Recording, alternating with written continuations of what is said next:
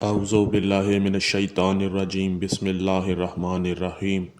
سامعین و ناظرین، گزشتہ چند ایام قبل ایک ملعون عبد الرحمن وہابی مکتبہ فکر کے لڑکے نے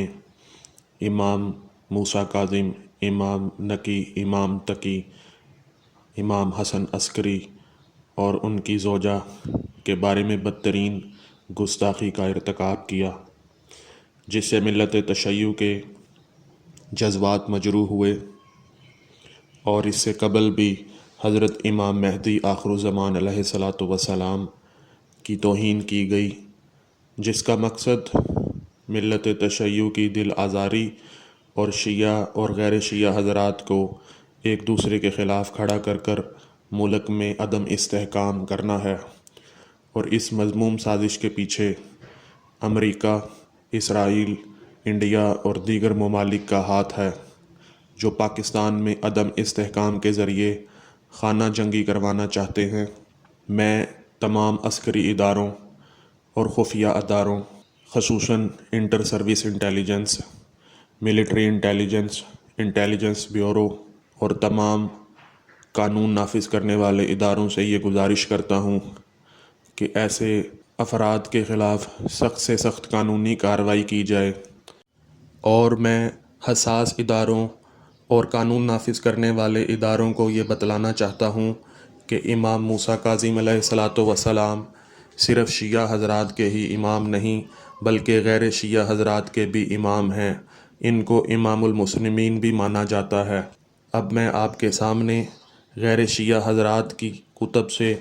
امام موسیٰ کاظم علیہ السلام کا تعارف پیش کرنے لگا ہوں۔ کتاب رحمت للعالمین سے ایک حوالہ پیش کرنے لگا ہوں، جسے قاضی محمد سلمان منصور پوری نے لکھا ہے، اور اس کی تخریج میاں طاہر صاحب نے کی ہے، اور اس کو مرکز الحرمین الاسلامی جو ستیانہ روڈ فیصل آباد میں ہے نے چھاپا ہے۔ جلد اس کی 3 اور صفحہ 376 ہے۔ اس میں جناب موسیٰ بن جعفر کو امام لکھا ہوا ہے، اور ان کا لقب کاظم لکھا ہے،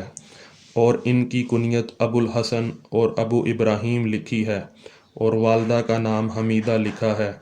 اور یہ بھی لکھا ہے کہ سلطان الہند خواجہ غریب نواز سید معین الدین حسن سنجری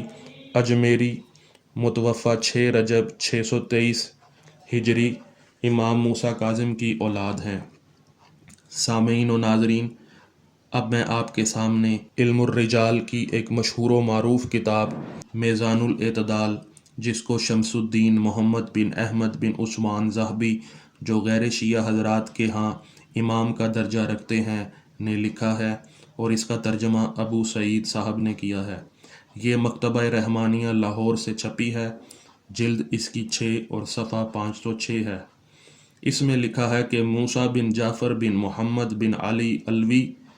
کا لقب امام موسیٰ کاظم رضی اللہ عنہ ہے۔ انہوں نے اپنے والد امام جعفر صادق رضی اللہ عنہ سے روایت نقل کی ہے۔ ابن ابو حاتم کہتے ہیں کہ یہ صدوق امام ہیں، یعنی سچے امام ہیں۔ ان کے والد ابو حاتم رازی کہتے ہیں کہ یہ ثقہ امام ہیں، یعنی قابل اعتماد امام ہیں۔ پھر مصنف ذہبی لکھتے ہیں کہ حضرت امام موسیٰ کاظم انتہائی دانشور اور پرہیزگار لوگوں میں سے ایک تھے۔ تو سامعین، اب میں آپ کے سامنے علم الرجال کی ایک مشہور و معروف کتاب تقریب التہذیب سے ایک حوالہ پیش کرنے لگا ہوں، جسے ابن حجر عسقلانی نے لکھا ہے، اور یہ غیر شیعہ حضرات کے ہاں علامہ مانے جاتے ہیں۔ اس کتاب کا ترجمہ مولوی نیاز احمد نے کیا ہے، اور یہ مکتبہ رحمانیہ لاہور سے چھپی ہے۔ جلد اس کی 2 اور صفحہ 218 ہے۔ لکھتے ہیں کہ موسیٰ بن جعفر بن محمد بن علی بن حسین بن علی ابو الحسن ہاشمی المعروف کاظم 7ویں طبقے کے صدوق عابد راوی ہیں۔ سامعین و قارئین، اب میں آپ کے سامنے حافظ اور تاریخ دان شمس الدین محمد بن احمد بن عثمان ذہبی کی مشہور و معروف کتاب تاریخ اسلام سے ایک حوالہ پیش کرنے لگا ہوں۔ جلد اس کی 12 اور صفحہ 417 ہے۔ اس میں لکھتے ہیں کہ حضرت موسیٰ کاظم کے بارے میں لکھا ہوا ہے،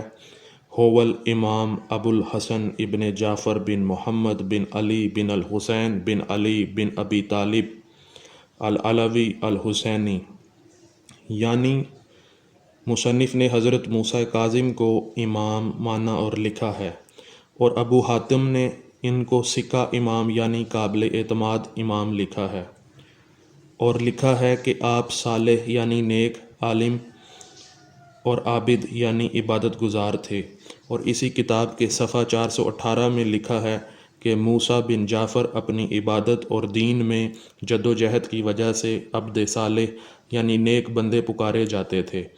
اور اگر آپ کو معلوم ہوتا کہ کوئی شخص آپ کو اذیت پہنچاتا ہے تو آپ اس کو 1000 دینار دے دیتے۔ سامعین و ناظرین، اسی روایت کو ابی العباس شمس الدین احمد بن محمد بن ابی بکر خلقان نے اپنی کتاب وفیات العیان میں نقل کیا ہے، جو دار صادر بیروت لبنان سے چھپی ہے، جلد اس کی 5 اور صفحہ 308 ہے۔ لکھتے ہیں کہ ابو الحسن موسیٰ الکاظم بن جعفر الصادق بن محمد الباقر بن علی زین العابدین ابن الحسین بن علی بن ابی طالب رضی اللہ عنہم احد الائمۃ اثنا عشرہ رضی اللہ عنہم اجمعین، یعنی مصنف نے موسیٰ کاظم علیہ السلام کو 12 اماموں میں سے ایک امام لکھا ہے، اور آپ کہتے ہیں کہ موسیٰ بن جعفر عبادت اور جد و جہد کی وجہ سے عبد صالح پکارے جاتے تھے، اور جو ان کو اذیت پہنچاتا اس کو 1000 دینار بھیجتے۔ تو قارئین و ناظرین، اب میں آپ کے سامنے مشہور و معروف تاریخ کی کتاب تاریخ مدینۃ السلام سے ایک حوالہ پیش کرنے لگا ہوں، جسے تاریخ بغداد بھی کہا جاتا ہے۔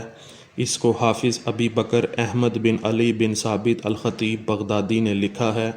اور یہ دارالعرب اسلامی سے چھپی ہے، جلد اس کی 15۔ اس میں موسیٰ بن جعفر بن محمد بن علی بن الحسین بن علی بن ابی طالب کے بارے میں لکھا ہے کہ آپ عبادت اور جد و جہد کی وجہ سے عبد صالح پکارے جاتے تھے، اور وہ لکھتے ہیں کہ ہمارے ساتھیوں نے روایت کی ہے کہ ہم مسجد رسول صلی اللہ علیہ وسلم میں داخل ہوئے تو امام موسیٰ کاظم کو رات کے پہلے حصے میں سجدے میں یہ دعا کہتے ہوئے سنا، عظم الذنب عندی فلیحسن العفو من عندک یا اہل التقوی و یا اہل المغفرہ۔ اور وہ لکھتے ہیں کہ آپ اس دعا کو بار بار دہراتے یہاں تک کہ صبح ہو گئی، اور آپ سخی کریم تھے، اور اگر آپ کو معلوم ہوتا کہ کوئی آپ کو اذیت پہنچانا چاہتا ہے تو اس کو 1000 دینار دیتے۔ اب میں آپ کے سامنے کتاب تسبیح و مناجات و ثناء، جسے محمد بن حسین بن عقیل موسیٰ شریف نے تالیف کیا ہے اور یہ دارالاندلس الخضرا سے چھپی ہے، میں صفحہ نمبر 32 میں حضرت موسیٰ بن جعفر کو الامام لکھا گیا ہے۔ پھر لکھتے ہیں کہ امام سید موسیٰ بن جعفر بن محمد بن علی بن الحسین مدنی، ثقہ یعنی قابل اعتماد، اور صدوق یعنی سچے، اور مسلمانوں کے اماموں میں سے ایک ہیں۔ جی تو سامعین، آپ نے دیکھا کہ محمد بن حسن بن عقیل موسیٰ شریف نے بھی حضرت موسیٰ بن جعفر کو مسلمانوں کا امام لکھا ہے۔ اب میں آپ کے سامنے مشارق الانوار الوہاجہ و مطالع الانوار البہاجہ فی شرح الامام ابن ماجہ کا حوالہ دینے لگا ہوں، جو دارالمغنی ریاض سعودی عرب سے چھپی ہے، جلد اس کی 2 اور صفحہ 326 ہے۔